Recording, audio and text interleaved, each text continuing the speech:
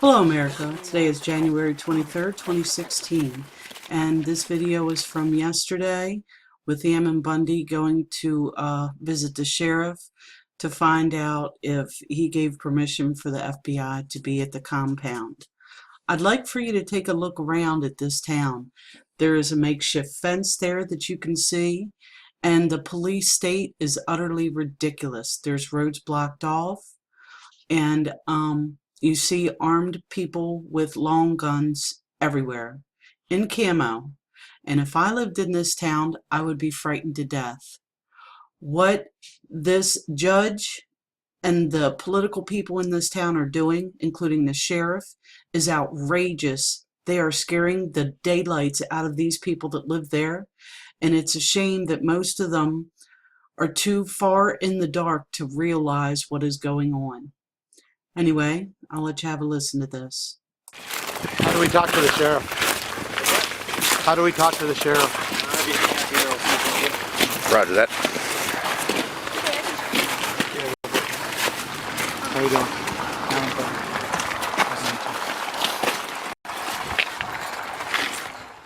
Look at this, our taxpayers' dollars hard at work. 70 grand a day to scare the people of Harney County in Burns, Oregon. Really? I hope this, what the governor is proud of herself. I hope she's accomplishing what she set out to accomplish, to scare the crap out of the people. See, people, this is how the political class control us. Open your eyes, look around and see. This refuge is 40 miles outside of this town. Anyway, let's continue. Ammon, how you doing? Good, how you doing? Good. Sheriff here? He is not available right now. That's why I'm here. The Sheriff Wolf from Malheur County, Sheriff Humphreys, Wheeler County. Nice to meet you. Well, we come to, we were down at the FBI. They reached out to us yesterday and met with them. And then Okay, that's really a good thing. But I've asked them now 4 times if the Sheriff's Department, the Sheriff Ward, has given them authority to be there. Written authority, and they have refused to give me that To be answer. out at the airport? Well, to be enforcing law here in the county. They are taking care of the refuge situation. It's federal property, and that's what they're No, good that for. belongs to us. Not federal property. Okay, I'm not going to sit here and argue with you. Constitution's Well, pretty clear. Okay. But that is what the argument is, because and even if it is federal property, which it is not, let's say I was standing on the grounds of the post office, which would be federal property, Correct. to enforce law on that property there, to come to the county sheriff, and the county sheriff is to enforce that law, and that way the people are protected. Okay. So has the FBI been given permission from the Sheriff's Department to enforce law in the county? At the refuge, yes. So they have given them, and are they falling under the authority, and are they taking their marching orders from the sheriff? It's in conjunction. We're in meetings daily. Can we see that in writing? No. So the people deserve to see if their sheriff gave up their policing power to. Sheriff's office has FBI. not given up any policing power. Okay, then what's Okay. going on out to the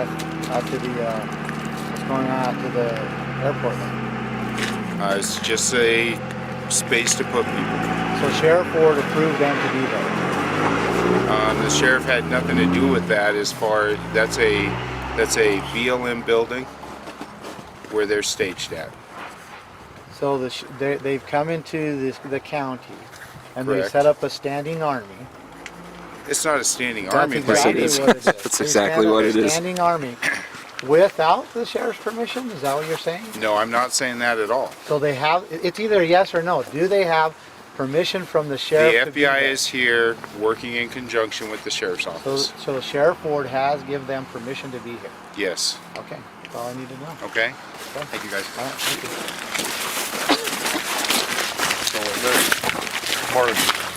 I guess they're in direct violation of the Constitution, the sheriff is, If he has given them permission to be there, then they're in a direct violation of the Constitution. The sheriff is, yeah, absolutely. And that's what we needed to know. Okay, so you heard that. Ammon Bundy went out, got the information he needed. The place is on total lockdown. If that was in my town, I would be pissed. I guess when you're on the outside looking in, it's easier to see how the people of this county are being manipulated. If I were living in this county, however, I don't know how easy it would be for me to see that, because all I'm seeing is my town on lockdown with people dressed in fatigues and having long guns. So anyway, we're going to move on to the next clip with Brandon Curtis, head of the 3 Percenters, and we'll have a listen to what he has to say. Brandon Curtis from Idaho 3 Percenters and one of the founding members of Pacific Patriot Network. Good morning. How are you? Right. Now, everyone that comes in to work on the Pacific Patriot Network under our operation here is vetted. They have to go through that process. We want to know who's here, we want to know who we're working with, and that's simple. And if we've had a couple of people that come that want to do that, they're just sent home. What we are noticing, though, is more of an aggressive approach by law enforcement and the FBI. One of our members actually experienced, we'll be releasing a video on that later tonight, experienced some harassment from the state police here, being pulled over for something that was totally erroneous, and then because we were parked across the parking lot, he then approached and accosted us and used an excuse. It's just typical harassment. I did confront him on that and put him back in his place. But we're seeing that. You know, what we're seeing through that video, and I'm going to cross-post that when you guys get it posted up on the internet, Yes. is the gross constitutional violations. Oh, We have absolutely. freedoms to come and go. Absolutely. This guy actually spoke out as a member of, I'm going to call it, the police state that is generally suspicious. You're guilty until proven innocent in the eyes of that officer that was observing somebody who he considered to be potentially a danger to society, without having any probable cause whatsoever. No, and understand my background is law enforcement for 11 years. You know, I understand, officer safety concerns and things like that. We were parked almost 100 yards away across a parking lot, just observing. And they noticed that. And so they called in an additional unit, with 2 more guys who sat there and just kind of stared us down during the traffic stop to make sure, we were whatever. And that's fine. That's okay. They want to make sure everyone's safe and officer safety. But as soon as the traffic stop was done, the state trooper got back in his truck with his partner, and they came over and got out of the vehicle and wanted to make small talk. And so I asked him about why he was, pulling one of our members over. And actually, our member wasn't even here for anything other. He was traveling from Boise to Bend for work. He just happened to be passing by. Anyway, we'll release that video, talk about it more later, and how that went down. But they did approach us, and first he jumped out of the vehicle and said, "Hey, I like your Power Wagon. I love your Dodge Power Wagon," and wanted to talk about that. And so I asked him about the harassment that he's doing to our members, and then he immediately spun around to saying, "Well, I thought you might have been broke down over here, so I wanted to make sure you didn't need any help." Now, everyone needs to understand, I have a 2015 Dodge truck. It's sitting there running so we could stay warm, but he thought we might need help as we're broke down. So you see what they're doing. They revert back to that, well, I thought you needed help. Because that's the blanket statement. Right. So, we'll talk about that more later when we release that video. We can talk about that and narrate it. So we're seeing more posturing from law enforcement. We're seeing 2 vehicle stops on 1 person in the vehicle. They're being pulled over for anything they can find, even making things Is it up. intended just through their posturing that it's intended to intimidate? Absolutely. Right. I mean, it's a direct. Absolutely. Even with their kinder, gentler approach. There's a kind of gentler approach from what I saw yesterday. There's not, because of their unconstitutional conduct. Well, they're pulling somebody over, and it's a single person, one occupant in the vehicle, and they bring 2 units with 4 officers. Yeah, that is strictly to what? intimidate. Absolutely. And to overwhelm. It's an intimidation factor. Right. And they can do that all day long because they're not going to intimidate us. We're not going anywhere. We're Right. not doing anything wrong. We're not doing Right. anything illegal. Right. Okay. The preface that they actually drove through a hotel parking lot and saw his truck there, and as they drove through, they pointed at it as they drove through, and they went across the street and waited for him to pull out, and then followed him and pulled him over. Yeah. And we followed them, And you caught him. and we caught him. Right. And we called them out on it, and they didn't like that response. And so- his responses were in violation of everything that we believe in constitutionally. Absolutely. Right. So he even went so far as to say, well, his tire hit the white line. And I said, okay. I said, but why did you drive through our hotel parking lot and point at his vehicle when you drove through with your partner, and then you waited for him? His response, I'm not kidding you, it'll be on the video. Well, you guys are from out of state and you're staying in a hotel, you might be intoxicated. So now they're profiling out of staters because we might be intoxicated or staying in a hotel. I mean, that's the most crazy thing I've ever heard. So now we can't even come to a town like Burns, Oregon, and stay in a hotel because now we're going to be assumed that we're intoxicated or we're alcoholics, and we're going to be profiled and pulled over based on that. And that is on video, guys, on video. Wow. And we will be filing an ethics complaint and demanding that he be suspended and investigated for violating someone's constitutional rights. We will demand that. Oh, okay, good. Absolutely. I didn't know that. Yes. You're hearing that now. That's awesome. Can't wait to see that, and we'll cross. We will post it. stand with constitutional officers and we will support them and we will defend Right. constitutional Right. officers. But what we will do, we will hold officers that are violating the Constitution personally accountable for their actions, just like what happened yesterday. I mentioned to AMMON Bundy, I want you to, of course, continue to give us updates, but I want you to comment on this. I asked AMMON, because of our interaction with the FBI, and their lack of knowledge of the U.S. Constitution. There were some that admitted on the ground, state troopers, sheriffs, as well as FBI agents who admitted that they hadn't read the Constitution. They're not aware of Article 1, Section 8, Clause 17. Right.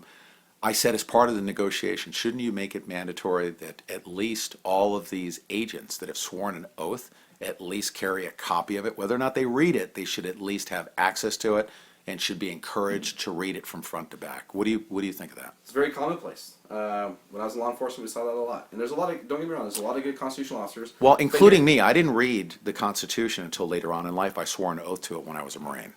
So I admittedly did not read it from front to back. But you recognize that. So we have a whole staging area full of FBI agents ready to go up and do whatever it is they're going to do. And to take shoot action, people. and Yeah. possibly shoot people and engage with people upon an oath they swore to uphold the Constitution.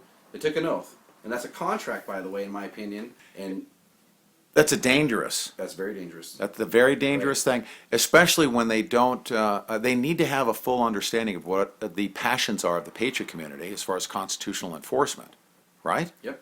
That is their perceived adversary, that they're being told by their command that these people are a bunch of radicals that actually read the Constitution from front to back Right. and want to enforce Because it. we That's read not a the bad thing. Constitution and we want to stand upon the values of what this country was built. We're the bad guys, we're the terrorists, we're the crazies, we're the lunatics, and it's just unbelievable. I mean, we have gotten so much email and contacts and messages and texts and calls and PMs on Facebook supporting what we do.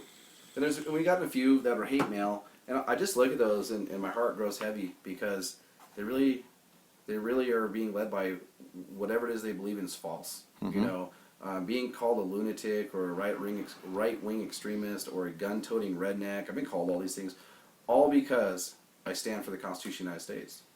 And you know me, I'm not any of those things. No, you know? certainly I'm a human not. being with feelings, emotions. I have children. You know, I Right. put my pants on one leg at a time. Love your country? Love my country. I would die for my country. It goes nowhere. It falls on deaf ears, so it's a waste of time. So you agree that part of the negotiation out of this, because I believe that we're now calling it a constitutional opportunity, as Chris Ann Hall said. This is an opportunity to really highlight that there's a disconnect between the members of the patriot community that want to be lawful, constitutional, and respective of constitutional sheriffs and peace officers as well. Right. But that training process should be mandatory. Okay, so, you know, this should be a mandatory thing when an officer's at the post academy, you know, peace officer standards and training, that they have to read, study, and be tested on the Constitution of the United States. That's what they're taking the oath to uphold. So why is that not required in this training? And that's an issue. And I think it should not, that's a non-negotiable. I understand where you're going with the question of, should that be a part of the negotiation? That's a non-negotiable in my book, and that should be taught in the academy. But it's not happening. No. It's not happening. No, but they're taking an oath to swear, to uphold it. And they're Uphold what? publicly and openly admitting that they haven't read it, which Right. tells me that they haven't been fully briefed on what the issues are on the people that they're But going up against. They raised their right hand and Yes, swore yes. when they took that position, swore an oath to uphold the Constitution of the United States against all enemies, foreign and domestic. Right. How can you do that when you've never have read the Constitution that you just swore to protect? I understand it because guess what? I swore an oath to defend and support the Constitution of the United States and hadn't even read it. Sure, you've been there. As a United States You- Marine. you've been there. I understood, so I understand it. Right. But through this experience, it wasn't until later on in life when the Constitution has been so decimated Right. that I really started paying attention to it to say, how can we get back to where we need to go? Right. And the answer is in restoration of our constitutional republic. Well, and you know, law enforcement and the courts, you know, they have to enforce laws. You know, they're law enforcement officers, and I believe fully we're not anti-government. We need government. If we didn't believe in government, we'd actually be violating the Constitution we're swearing up. That's exactly right. And in that government, they have the constitutional ability to make laws and pass laws under, you know, legislation and the way the Constitution sets it out. And those laws need to be enforced. And you know, we need to have speed limits. That's a public safety thing. There's certain things we need to have, and I completely respect that. But you have books this thick that the police officers are upholding, but they haven't read this little guy. No, and that specifically states that any legislation, court orders, so on and so forth, they're in violation of that thing are considered null and void. And Right. people need to understand at least that portion of the Constitution, Right. that it's null and void. Yeah, absolutely. So, you know, they spend all the time studying 3-inch thick code books, but this little book here, which sums up everything how we were founded, how those code books are in place and how they're enforced, is right here in this little book. That can't be taught in the Yes, sir. police academy. Finally, the FBI is reaching out to AMMON after 3 weeks to have this conversation, so it's a step in the right direction. Let's hope the FBI has good faith and good intentions on resolving this peacefully. But in the meantime, you can't help but notice how they're ramping up for engagement with tents, and they're bringing in personnel and cording off the hospital rooms for their own trauma bays. Well, they're using that line, you know, we want to resolve this peacefully. Right. And I'm going to counter that by saying we want to resolve it constitutionally. Absolutely. Right. But again, that's Ammon's thing where he's saying the Constitution is non-negotiable, so that's going to be on his table, and that's okay, and we support that. The other thing while we do that, and I have no doubt when we're all done and we get this information out, the community will be thankful for the things that we're finding, and how we have documentation how he's railroading ranchers around here, acting lawlessly and illegal, and he was in cohorts with the old sheriff who's no longer here because he stepped down of corruption, which was tied into Judge Grasty. Have Judge you been Grasty, I hope you're watching, because we're going to come for you and we're going to expose you and we're going to do it the right way. And all the fear mongering you're putting into this town with these people, blaming the idle 3%, the PPN for all these things, it's only because you're using fear and Intimidation and power tactics, and power, by the way, you don't have, to try to force us out of here, and it's not going to work. Because we have so much support in your community behind the scenes you don't even know. And we have hundreds of guys here on the ground that are going to make sure this gets carried out. We are aren't going family away. members, fellow Americans Yes. helping our fellow Americans Yes. here in Burns. It's no Absolutely. longer an outsider thing. Nope. We're very, very concerned about what's happening here, exposing the corruption. And have you been able to establish that he is in direct violation of the state of Oregon Judicial Code of Conduct On many levels. on many And that'll levels? be exposed. And he should, when we're done with this, we're going to demand he be arrested. Yes, sir. I say so. And Yep. there's enough. I mean, it's just the evidence is overwhelming at this point There's so in much time. coercion. There's so much. It's amazing. So anyway, we'll leave it at that. But that is being worked on, and that will be brought public as soon as we finish that up. Okay. Also, sidebar investigation. The documents that I mentioned Yep. that have come forward from confidential sources. Yep. You have seen a portion of those on your own through your own independent investigation. Correct. And we will be revealing this information. We have stuff that we will be. First of all, we had to secure them. That's the most important thing. As are secure, and they're disseminated among trusted sources. throughout the Among country. trusted Yep. sources, and you can't, try to, launch a campaign against Pete Santilli and using all your YouTube internet trolls. That's not going to stop this, is Nope. it? Nope. Can't take Pete out, you can't take Brandon out, Nope. and make this information go away. No, because if you cut the head off of this snake, 4 more heads will grow. Yep, there we go. That's a So- powerful thing. And you know what? It's all on the right side of good for the benefit of the public and, of course, constitutionality. That's what our intentions are. It's not to retaliate. No, and I'm sure people are sensing that my updates and my interviews are getting a little bit more emotionally charged. And there's a reason for that, because I'm so sickened by the things that we're finding that's been done to this community and these poor rancher community. These are good people here. And then these ranchers, these farmers that are here, that's the backbone of America. That's what built this country, and they're trying to take it away. And I'm so tired of the bureaucratic BS. They're talking out both sides of their mouths, and it needs to stop. And we're going to put a stop to it.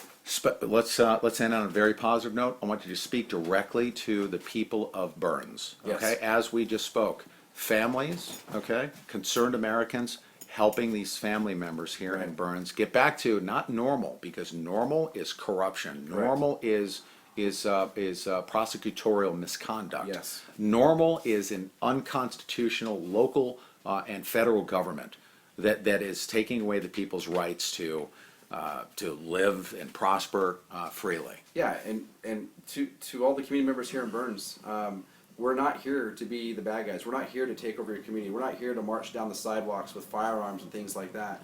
Yes, a lot of us do exercise our Second Amendment just as many of the residents do in Burns. That has nothing to do with why we're here. The reason why we're here is to truly support your community because we care. We're not here for any other agenda or any other reason. And I know a majority of you already know that because you reached out to us and given us so much support and help and information, and it's so much appreciated. Do understand that we're here for the right reasons, and we want to make sure that we continue to support you. Read that on that flyer. Be here and support you and give you what you need to be a voice, to be loud and be heard, and not return to what you guys know is normal. We want you to return to what is a normal freedom of this county, and where the citizens of this county have a voice. And normal is also, we know that this town has been subjected to the fear, the intimidation, the retribution that they've all lived under, and that needs to be lifted as well. Absolutely, and you know that's the other thing. Don't buy into the smear campaigns. You know, we've met with some people that say we were blamed for something at a laundromat because they're wearing a 3% shirt and is Idaho 3% member. Don't buy into that stuff. Our members are acting professionally, and those that are here in the community that have come and talked to us and seen us when we're out eating and we're out conducting ourselves, we've exhibited nothing but that behavior. Don't buy into the rhetoric that Judge Grassie's shoving down people's throats here because he's so concerned what we're going to uncover and expose of him and his corrupt and dishonest ways. Because you can do a smear campaign all you want, but it's not going to stop us. I can do that from anywhere. That's right. I don't need to be bullied out of Burns, Oregon to do it. But the reason why we're doing this to all the members of Harney County and Burns is because we care, and that is the only reason we're here. And I want to make that clear. And if you have any other concerns, everyone, I've handed my phone number out to hundreds of people in this community, and you feel free to reach out to me. You see me driving in town, you see us downtown, you can stop me, talk to me. Yep. And I'm nothing but transparent, and we'll continue to do that, and why we're here. It looks like we got a card here. It's a thank you card from Washington. It's a thank you card from thanks to all of you. God bless you and keep you all safe. And I'll just read what she wrote in here. Brandon and all of you, please use a small donation wherever it is needed. I want to say thank you so much for being in Burns. Thank you for all you have done and do. Please stay safe and keep all those at the refuge safe. I stand with AMMON and the rest. We must get our country back. God bless you. Thank you, Tammy. Tammy from Snohomish, Washington. Snohomish, Washington. Thank you, Tammy. That's much appreciated. Receiving an overwhelming number of packages, care packages that are being sent. Yes. You know, some of the people that are spending money senselessly on some novelty Well, items, stuff like that, we're not even going to give them credit. But but the overwhelming number of we've got soup boxes, we've got perishables being sent, a lot of deliveries being made in support of this operation, this campaign. Here, and we thank each and every one of you for continuing and thank you for all your to do that. support for everyone out there. You know, the donations have been helping. Cards. Small meetings with very few community members. The meetings have grown larger, and the meetings have grown in support, not necessarily of the outsiders, but in support of the people that are starting to feel empowered. Absolutely, in support of the community, in support of the message, there's support of the direction things are heading. Right. And my commitment to Burns and Harney County, we will be here for that. We're not going in. We've already proven that. The baton needs to be turned over to the members of the community, because when we leave, they have to take over and to continue. And we are working on that. We are working. Harney County is establishing its own organization, much like ours, and we're helping them build that strongly and get the foundation in place. And the outreach to join that organization has been amazing. I mean, it's been huge. You know, I mean, I hate, it has almost a negative connotation to say this, but to defeat normal that has taken place here. You have to defeat normal. And have to defeat here's normal. the thing. If we were here for any other agenda, everybody, please understand, with all the smear campaigning going on by the Sheriff's Department, with his press releases trying to create fear-mongering within the community against us personally, all the smear campaign by Judge Grassie, we would have left already. Yeah. Because when times get hard, if you're not there for the right reason, you turn and you run. You put your tail between your legs and run. And we're still here. And we're only here because we care. There's no other agenda, there's no other reason. You know, and we want to help this community. The FBI, they can't contend with somebody like AMMON Bundy that walks up and says, guess what, we're going to open up the negotiations by saying the Constitution is non-negotiable. Right. They don't know how to It's comprehend difficult. They don't know how to comprehend it, especially if they haven't read it. Well, there you have it. Both of these recordings were done yesterday, January 22nd, from Blaine Cooper and Pete Santilli I'll leave the links below to the original versions. And I'll also leave a link below to help out with the donations for Pete Santilli and also for the Pacific Patriot Network. They are asking for volunteers. You can volunteer from home. You can send money. There are many things that can be done to help out if you wish to do so. Thank you. This is Call of Duty Goddess, and as always, I've got your 6.